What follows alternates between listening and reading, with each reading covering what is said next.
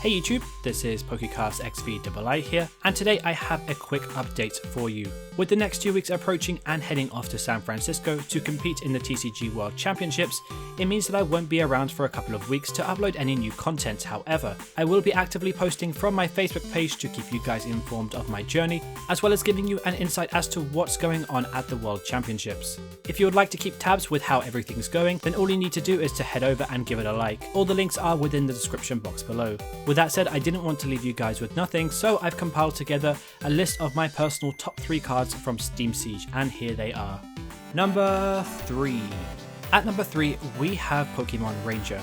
This card was hyped quite a lot during my top 10 decks for the World Championships. When playing Pokemon Ranger, you can completely remove all the effects on the defending Pokemon.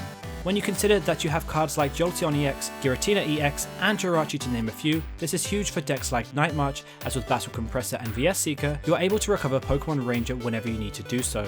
This immediately takes away Giratina EX as being a major threat within the format. To decks like Night March, however, a lot of decks like Jolteon are now starting to see play with the Vileplume line in order to prevent your opponent from getting it back from the discard pile.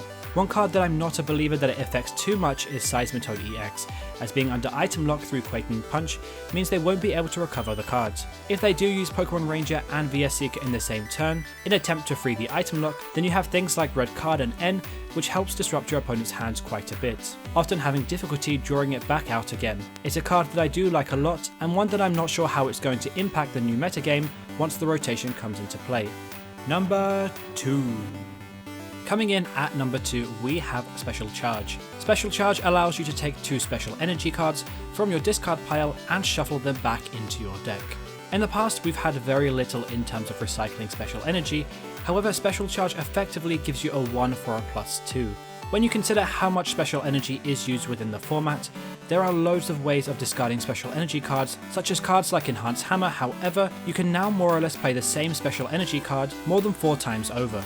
In the past, we have seen Puzzle of Time act as a form of energy recovery. However, while this does go straight to your hand in exchange to your deck, it also requires you to have at least 2 copies at the same time. Having 1 or 2 Special Charge in exchange to 4 Puzzle of Time certainly does give your deck a lot more space and prevents you from clunking up your deck. It's a card that I'm certain will see a lot of play next format, and one that I'm a believer will impact the metagame for a long time to come. Number 1. And at first place, we have Ninja Boy. Ninja Boy allows you to take one of your basic Pokemon in play and switch it for another basic Pokemon from your deck, although you keep all the damage counters, special conditions, and any other remaining effects including tools and energy. This for the most part is almost an exact reprint of Swoop Teleporter from the Team Rocket's Return set. What this gives the format is much more diversity to change into whatever best suits your playing position. This also allows you to charge up something useless like a Shaman EX, and then switch it into a Pokemon that can utilize the energy to attack with. Another idea is playing something that can function off the same energy, or even something like Rainbow or Prism if you're playing in Expanded. It's a card that I do really like a lot, and one that I am expecting to make a big showing for the upcoming season. And so there you pretty much have it. That was just a quick, short and informative video of my top 3 cards from the Steam Siege set. If you did like this video and would like to see more Pokemon related content, then all you have to do is click the annotations at the end of this video. Alternatively, feel free to check me out on Facebook. I'll leave all the links within the description box below. Thank you all again for watching, and I will see you all next time.